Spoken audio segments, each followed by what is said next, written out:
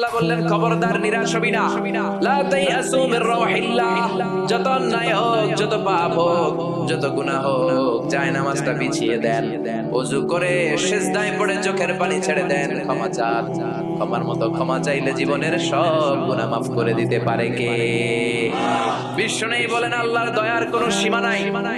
প্রতিদিন আমি বিশ্বনবী ওয়াল্লাহি লা আস্তাগফিরুল্লাহ ওয়া আতুবু ইলাইহি ফিল ইয়াউমি আকসার মিন ৭০ মাররা। প্রতিদিন আল্লাহর দরবারে আমি বিশ্বনবী ৭০ বারের বেশি তওবা করি, ইস্তিগফার করি। কয়বার? আকসার মিন ৭০ মাররা, more than 70 times in a day। একদিনে ৭০ বারের বেশি। এই নবীর কোনো গুনাহ নাই? গুনাহ আছে? কথা বলেন। বিশ্বনবীর কোনো গুনাহ আছে? ওনার কোনো পাপ নাই, পঙ্কিলতা নাই, নিষ্পাপ একজন মহামানব, একজন অসাধারণ ব্যক্তিত্ব। তিনিও প্রতিদিন ৭০ বারেরও বেশি তওবা করতেন। তাহলে আমরা যারা গুনার সাগরে হাবুডুবু খাই, আমাদের করা দরকার কয়বার? হ্যাঁ, আহা। রব্বুল আলামিন বললেন, গোলাম, যত বড় গুনার সাগরে তুমি হাবুডুবু খাও না কেন, তোমার জন্য আমার রহমতের দরজা খোলা আছে না নাই? আল্লাহ বললেন, গাফিরিয যামবি ওয়া কাবিলিত তাওবা। আমার কাজ হলো গুনাহ মাফ করা, তওবা কবুল করা। শয়তানের কাজ হলো খালি ওয়াসওয়াসা দেওয়া, বান্দার কাজ হলো ওয়াসওয়াসা খেয়ে গুনাহ করা। আল্লাহ বলে, আমি আল্লাহর কাজ হলো খালি ক্ষমা করা। আল্লাহ বলেন, তোরা যদি পাপ না করতি আর আমার কাছে মাফ না চাইতি, তাহলে তোদেরকে ধ্বংস করে দিয়ে এমন এক জাতি আমি পৃথিবীর বুকে বানাতাম, পাঠাতাম, যারা সকালে পাপ করে দুপুরে মাফ চাইতো, দুপুরে পাপ করে রাতে মাফ চাইতো, আর আমি আল্লাহ ক্ষমা করে দিতাম। সুবহানাল্লাহ পড়ে।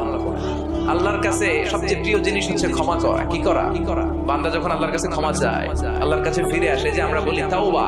তাওবা মানে টু রিটার্ন ব্যাক, ফিরে আসা, মনিবের কাছে ফিরে আসা, ভুলকে বুঝতে পারা, ক্ষমা চাওয়া, চোখের পানি ছাড়া। বিশ্বনবী বলেন, 2 ফোঁটা চোখের পানি আল্লাহর কাছে সবচেয়ে প্রিয়। এক হচ্ছে জিহাদের ময়দানে রক্তের ফোঁটা, 2 ফোঁটা পানি আল্লাহর কাছে সবচেয়ে প্রিয়।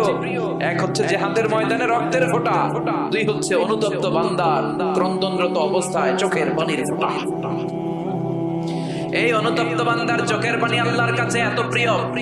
অনুতপ্ত বান্দা যখন হাত তুলে মাথাটা নিচের দিকে করে চোখের পানি ছাড়ে, ওই চোখের পানি চোখ বেয়ে নাকের ডগা বেয়ে জমিনে পড়ার আগে ওই গুনাহগার বান্দারে মাফ করে দেয় কে? সাইয়েদনা আদম ভুল করলেন, আমরাও ভুল করি। সাইয়েদনা আদমকে আল্লাহ ক্ষমা করলেন, আমাদের গুনাহগুলো ক্ষমা করবে কে? সাইয়েদনা আদম দুনিয়ার বুকে এসে শত শত বছর আল্লাহর কাছে ক্ষমা চাইলেন। আল্লাহ বললেন, আদম, তোমাকে কয়েকটা কালিমাত বাক্য আমি শিখিয়ে দেই, এই বাক্যগুলো দিয়ে অনুতপ্ত হয়ে ক্ষমা চাও, ক্ষমা করে দিব। সাইয়েদনা আদম পড়তে আরম্ভ করলেন, রব্বানা যালামনা আনফুসানা ওয়া ইল্লাম তাগফির লানা ওয়া তারহামনা লানাকুনান্না মিনাল খাসিরিন। আল্লাহ, পাপ করেছি, অন্যায় করেছি, ভুল করেছি, তুমি যদি মাফ না করো, মাফ করার কেউ নাই, ঠিক কি না?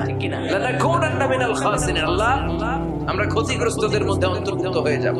এজন্য সাইয়েদনা আদম আলাইহিস সালাম যা করলেন, ওই পদ্ধতিতে আমাদেরও তওবার দরকার আছে না নাই? তওবা কবুল হওয়ার জন্য কয়েকটা শর্ত আছে, শুনবেন? 1 নাম্বার শর্ত হচ্ছে অ্যাকনলেজমেন্ট, স্বীকারোক্তি, আল ইকরার। You have to acknowledge what you have done from sin. কি পাপ করছেন এগুলো গুনে গুনে আল্লাহরে বলবেন, আল্লাহ, আমি পাপী, এই আকাশের নিচে, এই জমিনের উপরে আমার চেয়ে বড় পাপী কেউ নাই, আমি সবচেয়ে বড় পাপী, আমি নরপিশাচ, আমি নাদান, আমি মূর্খ, আমি নালায়েক। চিল্লায় কোন ঠিক কিনা? এইভাবে নিজেরা ছোট করেন আর স্বীকার জান, আল্লাহ, আমি পাপী, আমার চাইতে বড় পাপী কেউ নাই। আমরা সবাই পাপী, আমাদের 14 গোষ্ঠী পাপী। জোরে কোন ঠিক কিনা? সবাই পাপী, সব আমরা পাপ করেছি। আল্লাহ, আমার চেয়ে বড় পাপী কেউ নাই। এভাবে স্বীকার করেন, আল্লাহ, আমি এই পাপী, আমি নামাজ, আমি মিথ্যা সাক্ষী দিয়েছি, প্রতিবেশীর উপর জুলুম করেছি, অন্যায় করেছি, খারাপ আচরণ করেছি। একটার পর একটা স্বীকার জানি, এগুলো স্বীকার গেলে খুশি হয় কে? 2 নাম্বার শর্ত নাদামা, অনুতপ্ত হওয়া, repentant. You have to be repentant what you have done from scenes.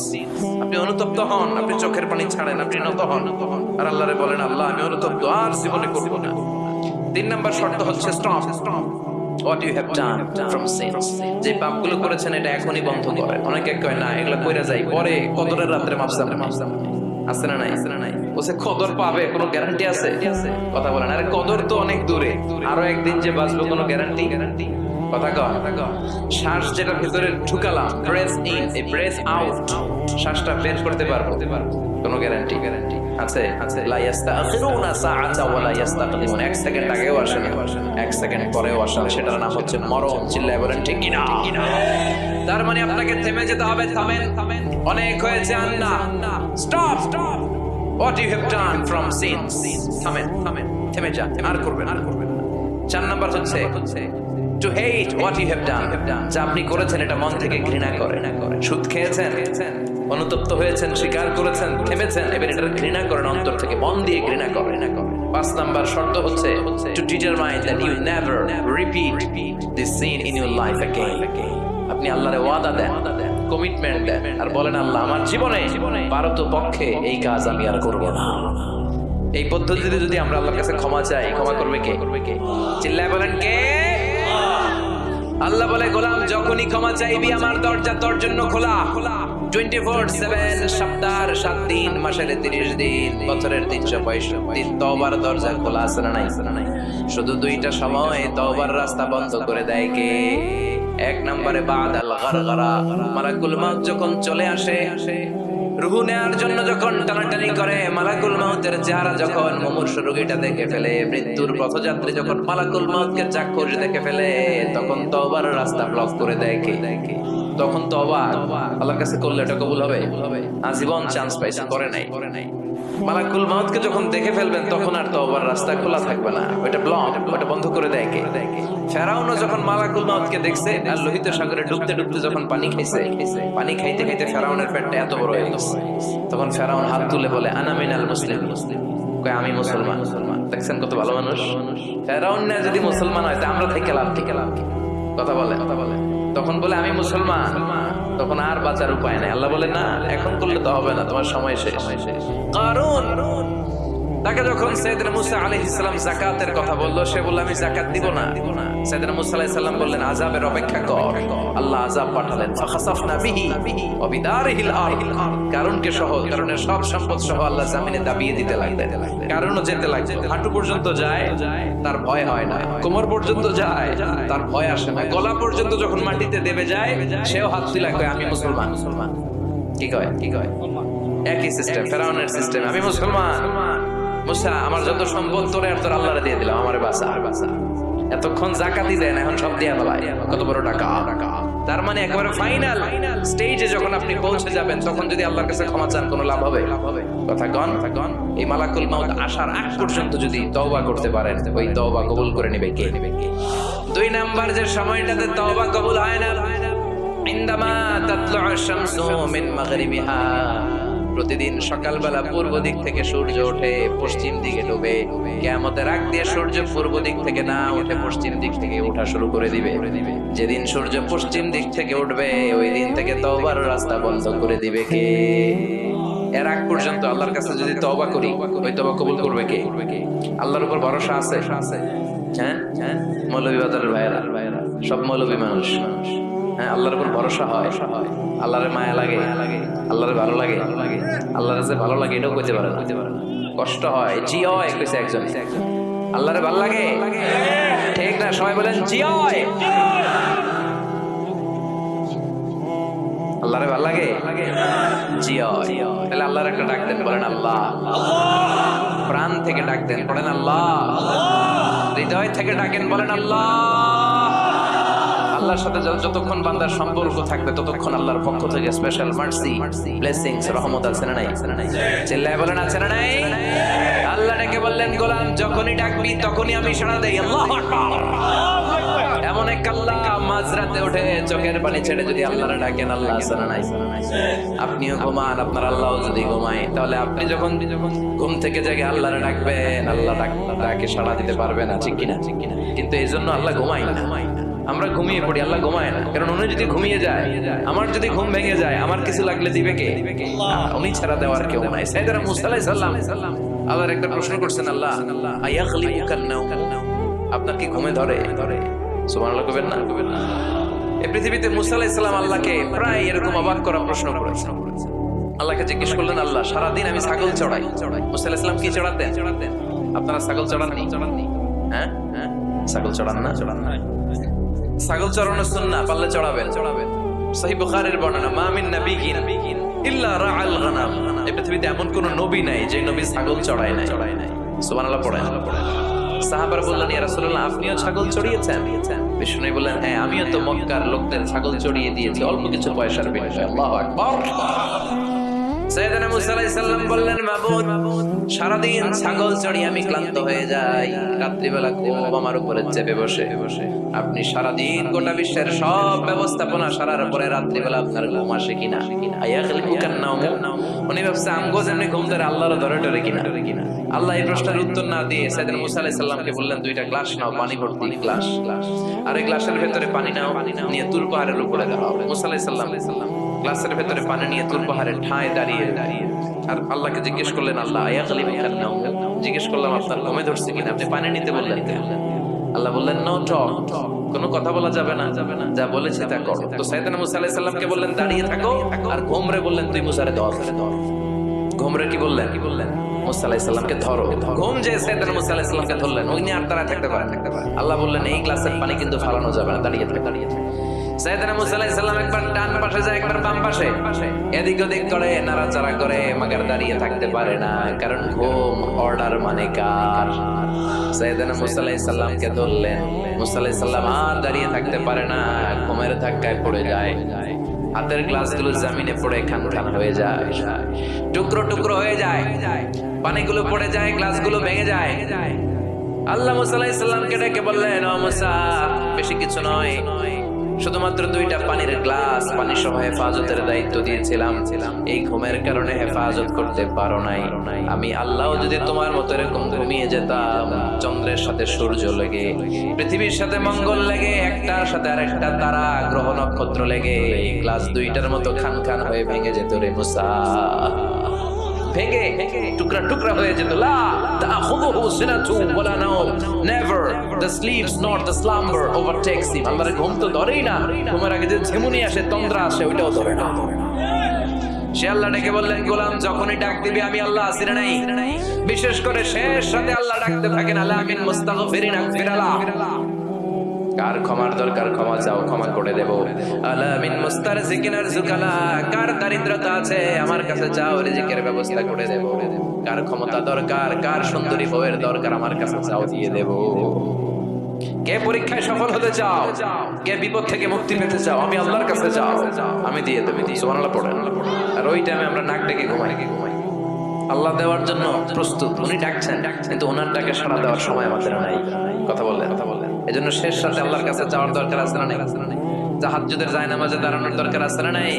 তাহাজ্জুদের জায়নামাজে মরণ দিও প্রভু আমায়, একামতে দ্বীনের কাজে কবুল করে নিও আমায়।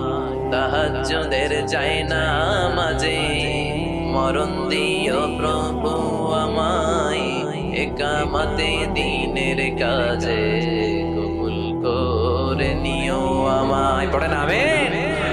তাহাজ্জুদ যারা পড়বে এদের সম্মানকে বাড়িয়ে দিবে কে? আল্লাহ ডেকে বললেন, গোলাম, এমন একটা মুহূর্ত নাই যেই মুহূর্তে আমি তোর রক্ষণাবেক্ষণ করি না। আমি বললাম the nourisher, the cherisher, the sustainer of this multi-dimensional universe 24/7। যখনই যাবি, যখনই আল্লাহ বলে আমরা ডাকবো, এটাকে সাড়া দেওয়ার তিনি আছেন না নাই? এজন্য যখনই অন্যায় হবে সাথে সাথে তওবা করব। অনেকে বলে, না আজকে অন্যায় করেছি, আজকে না, কালকে মাফ চাবো, এই বছর করছি, আগামী বছর মাফ চাবো, এই বছর পাপ টাপ করে নেই, আগামী বছর উমরায় যাবো, কাবাগর করে মাফ চাবো, এরকম আছে না নাই? আপনি যে কাবাগর পর্যন্ত বসতে পারবেন গ্যারান্টি আছে? না। দেরি করা ঠিক না। কয়েকটা কাজে দেরি করতে বিশ্বনবী নিষেধ করেছেন। এক নাম্বার, as-salatu fi waqtiha, নামাজের সময় হলে নামাজ পড়ে নেয়া। দেরি করা যাবে? সালাত প্রতিষ্ঠায় দেরি করা যায়? সালাত কায়েম করো, সালাত কায়েম করো, হবে সম্মানী তুমি, হবে জান্নাতি তুমি, হবে সম্মানী তুমি, হবে জান্নাতি তুমি। দিবে কাল হাশরে শীতল ছায়া আরশে আজিম, রব্বিয়াল আলা, রব্বিয়াল আযীম। ঠিক কি না? সালাতের সময় হবে তো সালাত পড়বেন। মাইয়েত কেউ মারা গিয়েছে সাথে সাথে দাফন কাফনের ব্যবস্থা করবে। ছেলেমেয়েরা প্রাপ্ত বয়স্ক হয়েছে বিয়ের ব্যবস্থা করবে। ঋণী আপনি, হাতে অর্থ এসেছে সাথে সাথে ঋণ দিবেন, এগুলোতে দেরি করা যাবে? 5 নাম্বার হচ্ছে আত-তাওবা ফাওরান। পাপ হয়েছে কোনো দেরি নয়, কালকে নয়, সকালে করেছি রাতে নয়, যখনই পাপ করেছি সাথে সাথে তওবা করব। কার কাছে? চোখের পানি ছেড়ে দেন আল্লাহর কাছে, কায়মন বাক্যে চোখের পানি ছেড়ে তওবা করেন। অনেকে মনে করে হুজুর ডেকে তওবা করানো লাগে। কথা কন, মৌলভী বাজারে এগুলা নাই, আছে। মনে করে যে পীর সাহেব হুজুরের হাতে হাত রেখে তওবা করতে হবে, ইমাম সাহেবকে লাগবে, বড় হুজুরের লাগবে, হুজুর আসতে না পারলে মনে হয় তওবা হবে না। এরকম চিন্তা ভাবনা করার কোনো সুযোগ আছে? আপনার রবের কাছে আপনি ক্ষমা চাইবেন, কাউরে লাগবে না। চোখের পানি ছাড়েন, আল্লাহরে ওয়াদা দেন আল্লাহ আর করবে না। আল্লাহর কাছে ক্ষমা চান, আপনারে ক্ষমা করবে কে? উনি হচ্ছেন ক্ষমাশীল। প্রতিনিয়ত ক্ষমা চান, যতবার অন্যায় হবে ক্ষমা চান। বিশ্বনবী প্রতিদিন ক্ষমা চাইতেন কয়বার? চিল্লায় বলেন। 70 বারেরও বেশি। আকসার মিন 70 মাররা, 70 বারেরও বেশি বিশ্বনবী পড়তেন আস্তাগফিরুল্লাহ। কি পড়তেন? আওয়াজ করে পড়েন আস্তাগফিরুল্লাহ, আবার পড়েন আস্তাগফিরুল্লাহ। আর বিশ্বনবী বলতেন মান লাজিমাল ইস্তিগফার জাআলাল্লাহু লাহু মিন কুল্লি দিকিন মাখরাজা। সব সময় যে ইস্তিগফার করবে সে যদি কোনো বিপদে আটকে যায়, বিপদ থেকে উদ্ধার করবে কে? আমাদেরকে বিপদ থেকে উদ্ধার করে কে? না আমাদের বড় পীর সাহেব, না আপনাদের এখানে শাহজালাল ইয়ামানির মাজার আছে তো উনি উদ্ধার করে এলাকার লোকদেরকে? হ্যাঁ, উদ্ধার করে কে? বাঁচাতে পারে কে? তরাতে পারে কে? সুস্থ রাখতে পারে কে? সফলতা দান করতে পারে কে? জান্নাত দিতে পারে কে? আল্লাহ ছাড়া কেউ কিছু করতে পারে না, এমনকি বিশ্বনবী কিছু করতে পারে না। ঠিক কিনা? বিশ্বনবীর কাছে যাওয়া যায় না, কারণ বিশ্বনবী নিজেও চাইতেন কার কাছে? বিপদে আপদে সব সময় আমরা একটা সত্তার কাছে চাই। চিল্লায় বলেন তিনি কে? এজন্য বিশ্বনবী বলতেন যারা এই সব সময় ইস্তিগফারের সাথে লেগে থাকবে তারা প্রথমত আল্লাহর কাছে বিপদ থেকে মুক্তি পেয়ে যাবে। বিপদে পড়লেই মুক্তি। মান লাজিমাল ইস্তিগফার জাআলাল্লাহু লাহু মিন কুল্লি দিকিন মাখরাজা ওয়া মিন কুল্লি হাম্মিন ফারাজা। আর আপনাকে দুশ্চিন্তা মুক্ত করে দিবে কে? এগুলো হচ্ছে ফাদাইলুল ইস্তিগফার, ইস্তিগফারের ফজিলত। বিপদে পড়বেন আপনার বিপদ মুক্ত করে দিবে, টেনশন মুক্ত করে দিবে। আমাদের সমাজে টেনশন আছে না নাই? মৌলভী বাজারে মাশাআল্লাহ এগুলো নাই। হ্যাঁ, কি টেনশন বলেন? কিসের এত টেনশন? সবার চেহারা কত সুন্দর, কি হাসি খুশি, হ্যাঁ, খেয়ে দেয় নাদুস সবাই। কিসের টেনশন বলেন? কিসের? জীবনের টেনশন, মরণের টেনশন, ক্যারিয়ারের টেনশন, বাড়ি ভাড়া, বিদ্যুৎ বিল, পুলিশের দৌড়ানি, র্যাবের দৌড়ানি আছে না নাই? এই এলাকায় এগুলো নাই। তার মানে টেনশনের শেষ নাই। রাস্তায় বেরিয়েছে যে কোনো মুহূর্তে সড়ক দুর্ঘটনা আছে না নাই? যে কোনো মুহূর্তে চলে যেতে পারে। কে আগে যাবে কে পরে যাবে কোনো সিরিয়াল নাই। মুরব্বীরা বেঁচে থাকে, মাঝে মাঝে যুবকরা মরে যায়। হাসপাতালে রোগীগুলো বেঁচে থাকে, ডাক্তার মরে যায়। কথা কন নাকি মৌলভী বাজারে ডাক্তার মরে না?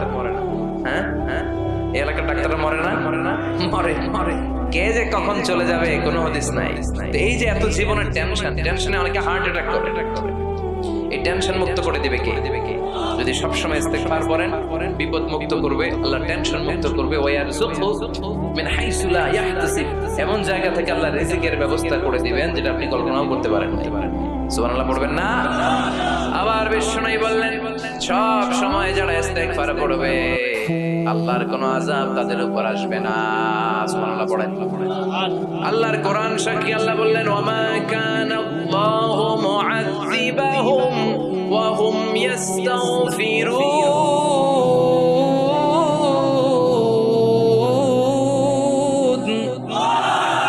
যতক্ষণ আমার বান্দাগুলো, আমার গোলামগুলো আমার কাছে ক্ষমা চাইতে থাকবে, আমার বান্দার উপরে আমার কোনো আযাব পতিত হবে না। সুবহানাল্লাহ পড়েন। সবসময় আযাব থাকবে, বিপদ মুক্ত থাকবেন, কিন্তু শর্ত হচ্ছে সবসময় কি করতে হবে? 5 নাম্বার ইস্তিগফারের ফজিলত হচ্ছে বেশি বেশি ইস্তিগফার করলে আল্লাহ তাআলা আপনাকে মুস্তাজাবুদ দাওয়া বানায়। কি বানায় দিবে? মুস্তাজাবুদ দাওয়া মানে এমন ব্যক্তি আপনি হয়ে যাবেন, আপনি হাত তুলতে দেরি ওই দোয়া কবুল হতে দেরি হবে। সুবহানাল্লাহ পড়বেন না? মুস্তাজাবুদ দাওয়া হতে মন চায়? কার মনে চায়? সবার মনে চায়?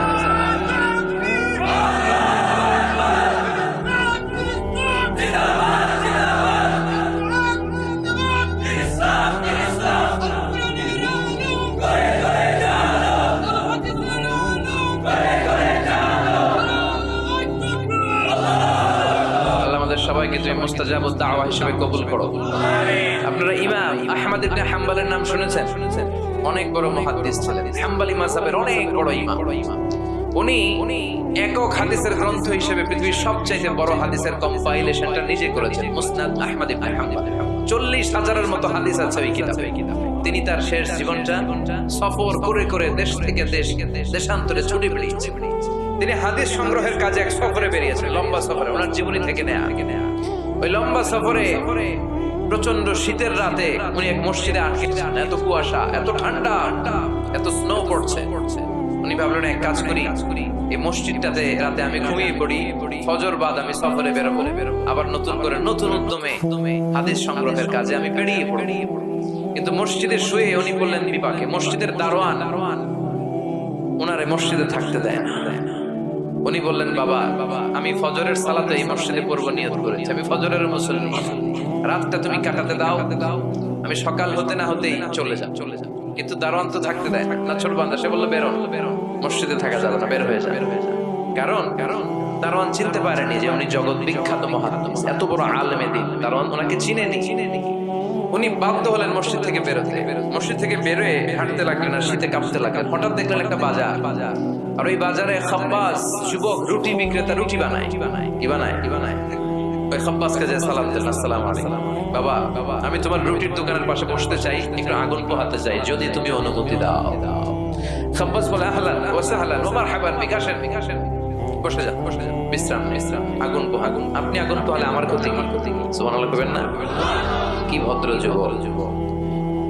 সাইয়েদনা ইমাম আহমদ ইবনে হাম্বল আল্লাহর শুকরিয়া করলেন, বসলেন, আগুন পোহাতে লাগলেন, আর হাদিসের বই পড়তে লাগলেন। আর দেখলেন এই খাব্বাস রুটি দোকানদারের মালিক, যুবক রুটি বিক্রেতা, রুটি বানায় আর কিছুক্ষণ পর পর পড়ে আস্তাগফিরুল্লাহ, কিছুক্ষণ পর পর সে শুধু পড়ে আস্তাগফিরুল্লাহ।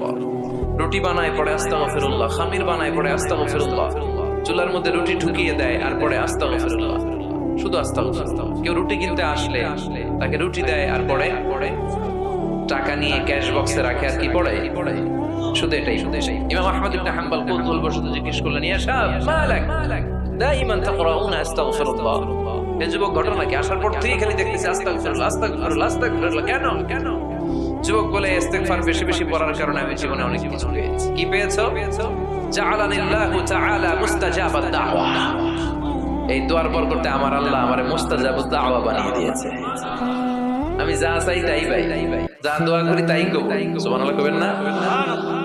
ইমাম আহমদ ইবনে হাম্বল তো অবাক, বলে কি এই ছেলে, আমি এত বড় মুহাদ্দিস, আমিও তো মুস্তাজাবুদ দাওয়া নই, আমিও তো না, কি করে সে মুস্তাজাবুদ দাওয়া হলো? আরো কৌতূহল নিয়ে জিজ্ঞেস করলেন, আনতা মুস্তাজাবুদ দাওয়া, তুমি মুস্তাজাবুদ দাওয়া, ওয়া কাইফা যালিক, কিভাবে এটা সম্ভব, কেমন করে হলে? সব দোয়া তোমার কবুল হয়েছে? সে বলল, হ্যাঁ, আমি জীবনে যা চেয়েছি আমার সব দোয়া আল্লাহ কবুল করে নিয়েছে, তবে একটা দোয়া ছাড়া। কয়টা? কথা বলেন। এবার ওনার কৌতূহল আরো বেড়ে গেল। সব দোয়া কবুল হয়েছে, আবার একটা কবুল হয় না, এটা কেমন কথা? উনি কৌতূহল নিয়ে জিজ্ঞেস করলেন, ইয়া শাব আইয়ু দুআইন যালিক, ওটা কোন দোয়া যে দোয়া এখনো তোমার কবুল হয় না?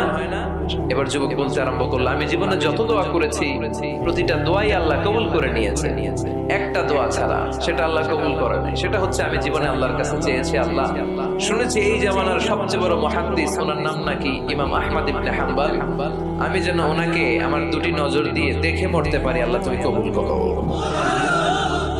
এই দোয়াটা আমি প্রতিদিন করি, কিন্তু আল্লাহ কবুল করে না, আমার এই দোয়াটা কবুল হয় নাই, বাকি সব দোয়া কবুল হয়েছে। ইমাম আহমদ ইবনে হাম্বল আর ধৈর্য ধারণ করতে পারলেন না, চোখের পানি ছেড়ে দিলেন। আর যুবককে বললেন, ইয়া শাব তোমার এই দোয়াটাও কবুল হয়েছে, তোমার এই দোয়াটাও আল্লাহর কাছে কবুল হয়েছে। আনা আহমদ ইবনে হাম্বল, আমি সেই আহমদ ইবনে হাম্বল মুহাদ্দিস তাহার, আমার সাথে দেখা করার জন্য আল্লাহ আমার দরবারে তোমারে পাঠায় নাই, আমারে তোমার দরবারে নিয়ে এসেছে। আমি আহমদ ইবনে হাম্বল মুহাদ্দিস তাহার, এই যুগের সবচেয়ে বড় মুহাদ্দিস, আমি সেই ব্যক্তি। এবার যুবক আর ধৈর্য ধারণ করতে পারে না, চিৎকার দিয়ে আল্লাহর শুকর আদায় করে সাইয়েদনা ইমাম আহমদ ইবনে হাম্বলকে জড়িয়ে ধরে, হাতে হাত রেখে মুসাফা করে, কপালে চুম খায় আর বলে, ইমাম আপনি ঠিকই বলেছেন, আজকের এই গভীর রজনীতে আমার এই দোয়াটাও আল্লাহ কবুল করে নিল। মুস্তাজাবুদ দাওয়া, সবসময় যদি এভাবে ইস্তেগফারের সাথে লেগে থাকা যায়, ইস্তেগফারের আমলটা যদি করা যায়, এখানকার যারা আছেন এদের মধ্যে অনেকে মুস্তাজাবুদ দাওয়া হয়ে যাবে। মুস্তাজাবুদ দাওয়ার কিছু শর্ত আছে। হালাল ঢুকাইতে হবে ভিতরে। কি ঢুকাইতে হবে? হারাম দিয়ে যদি লা ইয়াদখুলুল জান্নাতা জাসাদুন গুযিয়া বিহারাম, হারাম খেয়ে নাদুস নুদুস হয়ে পুষ্ট হয়ে যে দেহটা বড় হয়, ওই দেহ কশিন কালো জান্নাতে ঢুকবে না। ইন্নাল্লাহা তাইয়্যিব লা ইয়াকবালু ইল্লা তাইয়্যিবা। আবার আল্লাহ পবিত্র, আল্লাহ পবিত্র ছাড়া কোনো কিছু কবুল করে না। আপনি হারাম টাকা দিয়ে 10 কোটি টাকা দিয়ে মৌলভী বাজারের সবচাইতে আই ক্যাচিং একটা মসজিদ বানিয়েছেন, আল্লাহর কাছে এটার কোনো দাম নাই। কথা কর। আর আপনি মসজিদের নির্মাণ কাজে আপনার পকেটের টাকা নাই, বাজার করে যাচ্ছিলেন, 5 টাকার একটা খুচরা নোট দান করেছেন, এটার মর্যাদা আল্লাহর কাছে বেশি, কারণ এটা হালাল উপার্জন দিয়ে দান করেছেন। আর হারাম উপার্জন থেকে 10 কোটি টাকার মসজিদ বানালো আপনার আমলনামায় কিছুই যুক্ত হবে না। চিল্লায় এখন ঠিক কিনা? এজন্য সবসময় হালাল খাইতে রাজি আছেন তো প্রিয় ভাইয়েরা? খেয়াল রাখবেন, হালাল এটা বরকতময়, হালাল এটা কল্যাণকর, হালাল এটা পবিত্র, হালাল এটা স্বাস্থ্যকর, হালাল যেটা এটা পরিবেশ বান্ধব। সুবহানাল্লাহ পড়েন।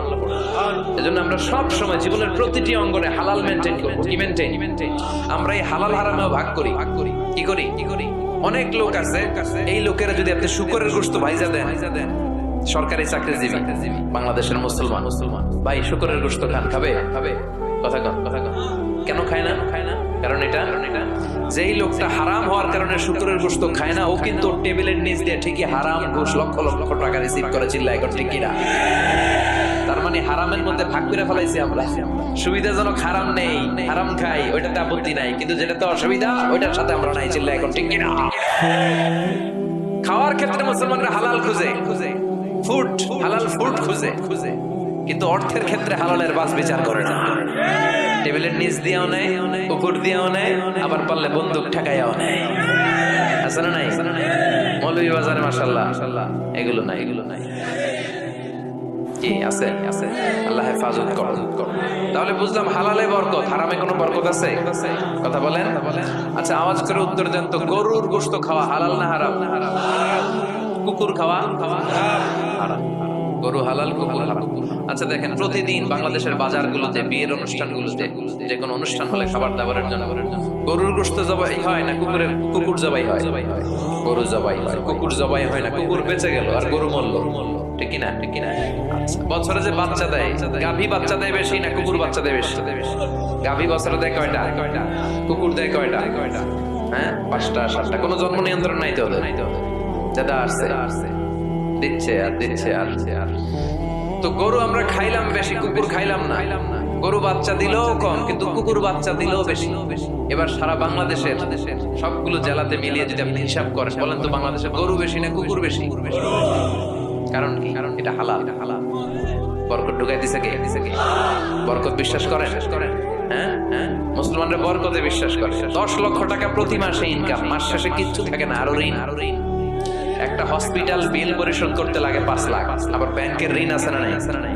আর রিকশাওয়ালার পুরা মাসে ইনকাম 5,000, ওইটা দিয়া ছোট্ট একটা জায়গায় বাসা ভাড়া দেয়, ছেলে মেয়েদেরকে পড়ায়, হ্যাঁ, স্ত্রীকে এটা সেটা কিনে দেয়। আবার মাস শেষে 400-500 টাকা থাকে। ওর 5,000 থেকে থাকে 200-300 টাকা, আর 10 লাখ থেকে 1 টাকাও থাকে না, আর ঋণ কাঁধে নিয়ে সে ঘুরে বেড়ায়। দিস ইজ কল্ড বারাকা। এটাকে বারাকা বলে। জন্য বরকতে বিশ্বাস করতে হবে, অল্পে তুষ্ট থাকতে হবে, অল্প খান, অল্প পড়েন, অল্প জমা, যতটুকু লাগবে এতটুকুর জন্য কষ্ট করতেই হবে। কিন্তু সম্পদের পাহাড়, ব্যাংক ব্যালেন্স, গাড়ি বাড়ি, সোনা দানা, এফডিআর, প্রাইজ বন্ড, সঞ্চয়পত্র, একটার পর একটা টাকার পিছে যে আমরা ছুটছি, এটা ইসলাম আমাদের শিখায় না। আমরা বরকতে বিশ্বাসী, আমরা হালাল খাবো, রাজি আছেন? আর সব সময় পড়বো কি? আস্তাগফিরুল্লাহ। ইস্তেগফারের ফজিলত শুনে মনটা ভরছে, আল্লাহর প্রতি আস্থা জেগেছে, এবার প্রাণ ভরে পড়েন আস্তাগফিরুল্লাহ, হৃদয় দিয়ে পড়েন আস্তাগফিরুল্লাহ, মন থেকে আল্লাহর ডাকেন, পড়েন আস্তাগফিরুল্লাহ। আবার বিষ্ণু বললেন আস্তাগফিরুল্লাহ আল্লাযী লা ইলাহা ইল্লা হুয়াল হাইয়ুল কাইয়্যুম ওয়া আতুবু ইলাইহি। এই ইস্তেগফারটা যে পড়বে, যুদ্ধের ময়দান থেকে পালিয়ে গেলে অনেক বড় কবিরা গুনাহ হয়, এই কবিরা গুনাহকারী সম্পাদনকারী লোকটারেও মাফ করে দিবে কে? এই ইস্তেগফারটা যদি পড়েন, আস্তাগফিরুল্লাহ আল্লাযী লা ইলাহা ইল্লা হুয়াল হাইয়ুল কাইয়্যুম ওয়া আতুবু ইলাইহি, পড়তে রাজি আছেন? আবার সাইয়েদনা আবু বকর ডেকে বললেন, নবী আল্লিমনি দুআআন আদু বিহি ফি সালাতি, এমন একটা দোয়া বা ইস্তেগফার আপনি আমারে শিক্ষা দেন যে ইস্তেগফারটা আমি আমার নামাজের মধ্যে পড়বো। কই পড়বো? কথা কম। বিশ্বনবী শিখাই দিলেন, আবু বকর তুমি পড়ো, আল্লাহুম্মা ইন্নী যালামতু নাফসি যুলমান কাসীরা ওয়া লা ইয়াগফিরুয যুনুবা ইল্লা ফাগফিরলি মাগফিরাতাম মিন ইনদিকা ইন্নাকা আনতাল গফুরুর রহিম। এটা আমরা দোয়ায়ে মাসুরা বলি, আমরা কি বলি? এটাও একটা ইস্তেগফার। এটাও যেখানে ক্ষমা চাওয়ার প্রসঙ্গ থাকবে ওইটাই কি কথা বলে ইন্নী যালামতু নাফসি, আল্লাহ আমি জুলুম করেছি, যুলমান কাসীরা, অনেক জুলুম, ওয়ালা ইয়াগফিরু যুনুবা ইল্লা, এই জুলুম এই পাপ আপনি ছাড়া তো ক্ষমা করবার কেউ নাই। ফাগফিরলি মাগফিরাতাম মিন ইনদিকা, আপনার গুনাহে আপনার দয়া আপনি আমাকে ক্ষমা করে দেন। ইন্নাকা আনতাল গফুরুর রহিম, আল্লাহ আপনি ক্ষমাশীল, আপনি মেহেরবান। পড়েন আমিন। এগুলো সবই ইস্তেগফার, সবগুলো সহিহ হাদিস দ্বারা সাব্যস্ত। তবে এই সব ইস্তেগফারের মধ্যে শ্রেষ্ঠ ইস্তেগফারের নাম সাইয়্যিদুল ইস্তেগফার। কি নাম? মানে লিডার অফ দ্য অল ইস্তেগফারস। মুখস্থ আছে অনেকের? কার আছে দেখেন? আছে মাশাআল্লাহ, অনেকের আছে। যাদের নাই তারা মুখস্থ করবেন, গুগলে ঢুকবেন, স্মার্টফোনের ভিতরে ঢুকবেন। স্মার্টফোন এখন ছেলেপেলারা শুধু ওই বিপিএল এর খেলা আছে না নাই, এই খেলা দেখা, ওই নাচানাচি, ওই ফেসবুকিং, এগুলো নিয়ে ব্যস্ত। এই ফেসবুকটা এসে সব শেষ করে দিল। লেখাপড়া আর কিছু নাই, এখন পরীক্ষার হলো ফেসবুকিং করবে। আছে না নাই? না, এগুলো নিয়ন্ত্রিত ব্যবহার করবেন, তা না হলে আপনার সময় সব শেষ হয়ে যাবে। এই গুগলে ঢুকে আপনি লিখবেন সাইয়্যিদুল ইস্তেগফার। এই সাইয়্যিদুল ইস্তেগফার লিখলে সাইয়্যিদুল ইস্তেগফার বানান সহ চলে আসবে। মৌলভীবাজার ভাইরা এটা মুখস্থ করতে হবে। বিষ্ণু বলেছেন, কেউ যদি দিনের বেলা এই সাইয়্যিদুল ইস্তেগফার পড়ে, ওই দিনে মৃত্যু হলে সে জান্নাতি। এই সাইয়্যিদুল ইস্তেগফার যদি কেউ রাতে পড়ে, ওই রাতে মৃত্যু হলে সে জান্নাতি। এই সাইয়্যিদুল ইস্তেগফার মুখস্থ না করে থাকা যায়? কথা বলেন। আল্লাহুম্মা আনতা রাব্বি লা ইলাহা ইল্লা আনতা খালাকতানি ওয়া আনা আবদুক ওয়া আনা আলা আহদিকা ওয়া ওয়া'দিকা মাস্তাতা'তু আউযু বিকা মিন শাররি মা সানা'তু আবু'ু লাকা বিনি'মাতিকা আলাইয়া ওয়া আবু'ু বিযামবি ফাগফিরলি ফাইন্নাহু লা ইয়াগফিরু যুনুবা ইল্লা আনতা। পড়েন চিল্লায় পড়েন আমিন। তাহলে তাওবা ইস্তেগফার, পাপ হইলেই এই তাওবা ইস্তেগফারের দরকার আছে না নাই? প্রতিদিন কয়বার? কমসে কম 100 বার। ইস্তেগফার কয়বার পড়বো? রাস্তা দিয়ে হেঁটে যাচ্ছেন, বাজারের ব্যাগ হাতে, কিচ্ছু করার নাই, কি পড়বেন? আস্তাগফিরুল্লাহ। চিল্লায় পড়েন, কি পড়বেন? বিষ্ণু বলতেন, জিহ্বাটারে ভিজিয়ে রাখো আল্লাহর জিকির দিয়ে। লা ইয়াজালু লিসানুকা রাতবান মিন যিকরিল্লাহ, একটা মুহূর্তও যেন আল্লাহর জিকির ছাড়া সময়টা না কাটে। ঠিক কি না? লা ইলাহা লা ইলাহা ইল্লাল্লাহু মুহাম্মাদুর রাসূলুল্লাহ সাল্লাল্লাহু আলাইহি ওয়াসাল্লাম। এই যে জিকিরটা আওয়াজ করে আমি করালাম সবাই মিলে, বিশ্বনবী কিন্তু এইভাবে জিকির করাতাম। তো হুজুর আপনি করাইলেন কেন? তালিমা, শিখানোর জন্য। লা ইলাহা ইল্লাল্লাহটা অনেকের ভালো শুদ্ধভাবে নাও জানা থাকতে পারে, জন্য তালিমান মাঝে মাঝে আমরা করাই, কিন্তু নিয়ম হচ্ছে এই জিকিরগুলো আস্তে আস্তে করা। কিভাবে? আল্লাহ বলেন, ওয়াজকুর রাব্বাকা ফি নাফসিকা তাদাররুআ ওয়া খীফা ওয়া দুনাল জারি মিনাল কওলি বিল গুদুবি ওয়াল আসাল ওয়া লা তাকুম মিনাল গাফিলিন। আল্লাহু আকবার। আল্লাহ বললেন, আমার জিকির করো বিনয়ের সাথে, ধীর চিত্তে, আস্তে আস্তে, চিল্লা ফাল্লা করে নয়। কার কথা? লাফালাফি করে নয়। কার কথা? ভদ্রভাবে, মনে মনে, একা একা যখন থাকেন, নামাজের আগে পড়ে সব সময় জিহ্বাটারে আল্লাহর জিকির দিয়ে ভিজিয়ে রাখে। কিন্তু লাফালাফির জিকির এই দেশে আছে না নাই? আল্লাহর মেহেরবানি, মৌলভীবাজার এগুলো কম বোধ হয়, তাই না? আলহামদুলিল্লাহ। কিন্তু বাংলাদেশে অনেক জায়গায় কিন্তু লাফায়। আপনাদের কাছে দেখলে কেমন লাগে? আমি এখন জিকিরের কথা কইতেছি, কেউ যদি আইসা আমারে ধরে, হ্যাঁ, এদিক থেকে যদি আমার কাঁধে ওঠে, আমার মাইক যদি ধাক্কা মারে, আমি তো দোষ। কথা কন। হ্যাঁ, তো এইটা কেমন জিকির রে ভাই? আমি জিকির করাচ্ছি, আপনি লাফাচ্ছেন কেন? বিষ্ণু ইসলাম এবং ওনার সাহাবারা যখন জিকির করতেন, তাসবিহ পড়তেন, কোন জিকির করার সময় এরকম বিষ্ণুনবী জিকির করতেছেন, সাহাবারা লাফাইতে খেজুর গাছের উপরে পাওয়া যায়, হাদিসে পাওয়া যায়। অথবা বিষ্ণুনবী তাসবিহ পড়তেছেন, জিকির করতেছেন, সাহাবারা লাফাইতে বিষ্ণুনবীর কান্দে আছে। তাহলে এগুলো করা যাবে। আবার অনেক জায়গায় এমন জিকির করে, হুই হাই হেই হো আছে না নাই? হ্যাঁ, ওই যে কয় বসেন বসেন, না এগুলো ভুল, এগুলো আমরা করব না, এগুলো আমরা করব না। এই যেটা উচ্চারণ করলো এই কথাটা বলতেই পারি না কোথাও, বললেই আমি মাহফিলে ওই দুই একজন উঠলে আমি উঠতে দেই না, তো আমি বলি এই উঠলেন কেন, বসেন, তখন সবাই শুরু করে বসেন বসেন বসেন। তো এরকম লাফালাফি করে জিকির করা এটা সুন্নাতে নাই। আমরা ধীরস্থির ভাবে জিকির করব। বিশ্বনবী বলেছেন আফদালুয যিকরি লা ইলাহা ইল্লাল্লাহ, সবচেয়ে শ্রেষ্ঠ জিকিরের নাম। আবার এটার নাম কালিমায়ে তাইয়্যিবা, এটার নাম কি? বিশ্বনবী বললেন মান ক্বালা লা ইলাহা ইল্লাল্লাহ মুখলিসান মিন কলবিহি দাখালাল জান্নাহ। ইয়াকিনের সাথে, ঈমানের সাথে একবার যে তার জীবনে পড়তে পারলো লা ইলাহা ইল্লাল্লাহ, তার জান্নাতের মালিক বানায়া দিবে কে? আবার আল্লাহ বললেন দারাবাল্লাহু মাসালান কালিমাতান তাইয়্যিবাতান কাশাজারাতিন তাইয়্যিবাতিন আসলুহা সাবিতুন ওয়া ফারউহা ফিস সামা। সুবহানাল্লাহ পড়েন। এটার নাম দিলেন আল্লাহ কালিমায়ে তাইয়্যিবা। এই লা ইলাহা জিকিরের নাম কি বলেন? কালিমায়ে পবিত্র বাক্য। এর চেয়ে পবিত্র আর হয় না। মুস্তাদরাকে হাকিম সহিহ ইবনে হিব্বানে এসেছে, সাইয়েদনা মুসা আলাইহিস সালাম আল্লাহকে জিজ্ঞেস করলেন, আল্লাহ এমন একটা দোয়া, এমন একটা জিকির আপনি আমারে শিক্ষা দেন যে জিকিরটা দিয়ে আমি আপনারে ডাকবো। কে প্রশ্ন করলেন? মুসা আলাইহিস সালাম। উত্তর করেন, কে প্রশ্ন করেছে? মুসা আলাইহিস সালাম। কাকে প্রশ্ন করেছে? কি প্রশ্ন করেছে? যে আল্লাহ এমন জিকির শিক্ষা দেন যেটা আমি ছাড়া কেউ জানবে না, আমি আপনারে ডাকবো এটা। আল্লাহ বললেন মুসা তুমি পড়ো লা ইলাহা। মুসা আলাইহিস সালাম বললেন আল্লাহ এটা কি কইলে? আমি বললাম এমন একটা যেটা দিয়ে আমি ডাকবো আর কেউ জানে না। এটা তো সবাই জানে, এটা জাতীয় জিকির, এটা আন্তর্জাতিক জিকির, সবার মুখস্থ। আল্লাহ বললেন এটাই শ্রেষ্ঠ জিকির, এর চেয়ে শ্রেষ্ঠ জিকির আর হয় না। আল্লাহ ডেকে বললেন মুসা লাউ তাদউ লা ইলাহা ইল্লাল্লাহ ফি কাফা ওয়াস সামাওয়াতু ওয়াল আরদু ফি কাফা, সাত আকাশ সাত জমিন যদি এক পাল্লায় রাখো, লা ইলাহাকে যদি আরেক পাল্লায় রাখো, লা রাজাহাত কাফাতু লা ইলাহা ইল্লাল্লাহ, মুহূর্তের মধ্যে লা ইলাহার পাল্লাটা ভারী হয়ে যাবে। সাত আকাশ সাত জমিন এক পাল্লায়, লা ইলাহা আরেক পাল্লায়, ভারী হবে কোনটা? সবসময় লা ইলাহা জিকির করতে রাজি আছেন? আবার বিশ্বনবী বলছেন আহাব্বুল কালামি ইলাল্লাহি আরবা, আল্লাহর কাছে সবচেয়ে প্রিয় কথা চারটি। মৌলভীবাজারের ভাইয়েরা চিল্লায় এখন, আল্লাহর কাছে সবচেয়ে প্রিয় কথা কয়টি? জোরে বলেন কয়টি? এক হলো সুবহানাল্লাহ, দুই হলো আলহামদুলিল্লাহ, তিন হলো লা ইলাহা ইল্লাল্লাহ, চার হলো আল্লাহু আকবার। এই চারটা কথা আল্লাহর কাছে প্রিয়। পড়তে রাজি আছেন? মনে থাকবে তো? আবার সাইয়েদনা আব্দুল্লাহ ইবনে আমর ইবনে আল-আস বলেন রাআইতু রাসূলুল্লাহ সাল্লাল্লাহু আলাইহি ওয়াসাল্লাম ইয়াকিদু তাসবিহা ফি ইয়ামিনিহি, আমি বিশ্বনবীকে ডান হাতের আঙ্গুলের গিড়ার ভিতরে তাসবিহ পড়তে দেখেছি। সুবহানাল্লাহ পড়েন। আপনাদের ডান হাত আছে সবার?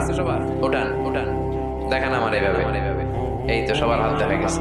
এবার আঙ্গুলগুলো এরকম করেন আমার মতো, এই যে এরকম, এই আঙ্গুলটা এখানে নিয়ে সালাত শেষে সুবহানাল্লাহ 33 বার এভাবে শুরু করবেন, সুবহানাল্লাহ সুবহানাল্লাহ সুবহানাল্লাহ।